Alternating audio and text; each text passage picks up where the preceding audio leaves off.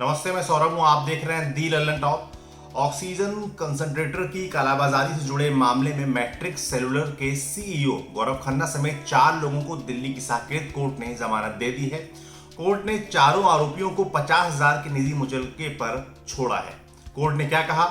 जमानत याचिका पर सुनवाई के दौरान कोर्ट ने मंगलवार 11 मई को कहा था कि ऑक्सीजन कंसंट्रेटर के रेट को रेगुलेट करने के लिए सरकार कोई नियम नहीं बना रही है, फिर बिजनेसमैन को कैसे टारगेट कर सकते हैं? अगर बिजनेसमैन कुछ कमाने के लिए महामारी में कुछ कर रहा है तो वो अपराध की श्रेणी में कैसे आ सकता है? कोर्ट ने कहा कि हम मीडिया में नहीं हैं, क्या हो रहा है समाज में ये दिखाना हमारा काम नहीं है। राज्य को अपने लोगों के लिए निष्पक्ष होना जरूरी है, चाहे वो बिजनेसमैन ही क्यों ना हो। शराब भी महामारी में बेची जा रही है क्योंकि उससे आर्थिक फायदा होता है। लॉकडाउन में क्या बिजनेस करना कोई अपराध है? अगर कोई बिजनेसमैन बाहर से कोई सामान मंगाकर देश में बेच रहा है तो क्या ये गलत है? अब पुलिस की दलील क्या थी?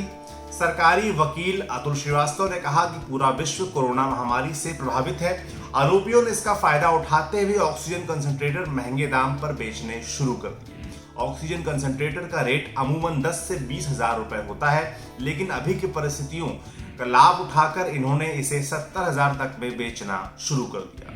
वहीं गिरफ्तार आरोपियों की ओर से पेश वकील ने कोर्ट से कहा कि कुछ भी गलत नहीं किया गया, सब कुछ लीगल तरीके से बेचा गया, फिर ये कालाबाजारी कैसे हुई? लुकआउट नोटिस जारी करने का क्या मतलब है? वहीं न्यूज एजेंसी पीटीआई की एक खबर के मुताबिक ऑक्सीजन कंसंट्रेटर की कालाबाजारी के मामले में दिल्ली के मशहूर खान चाचा रेस्टोरेंट के मालिक नवनीत कालरा की अग्रिम जमानत याचिका पर कोर्ट 13 मई को फैसला सुनाएगी। अतिरिक्त सत्र न्यायाधीश संदीप गर्ग ने अभियोजन और बचाव दोनों पक्षों की दलीलें सुनने के बाद फैसला सुरक्षित रख लिया। हाल ही में नवनीत कालरा के 3 रेस्टोरेंट से पुलिस ने 524 ऑक्सीजन कंसंट्रेटर बरामद किए थे। संदेह है कि नवनीत कालरा अपने परिवार के साथ दिल्ली छोड़कर जा चुका है। सुनवाई के दौरान सरकारी वकील अतुल श्रीवास्तव ने नवनीत कालरा की गिरफ्तारी से पहले जमानत याचिका का विरोध किया। कोर्ट को बताया कि नवनीत कालरा से हिरासत में पूछताछ की जरूरत है।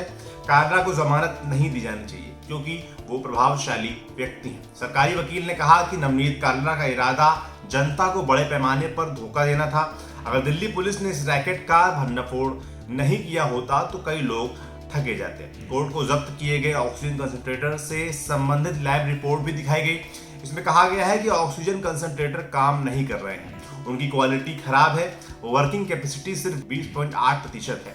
नवनीत कालरा के वकील ने क्या कहा, ये सुनिए। नवनीत कालरा के वकील विकास पाहवा ने दलील दी कि जब सरकार ने ऑक्सीजन कंसंट्रेटर के रेट फिक्स नहीं किए हैं तो ऐसे में उनके मुवक्किल पर यह आरोप कैसे लग सकता है कि वो कंसंट्रेटर को ज्यादा दामों पर बेच रहे थे।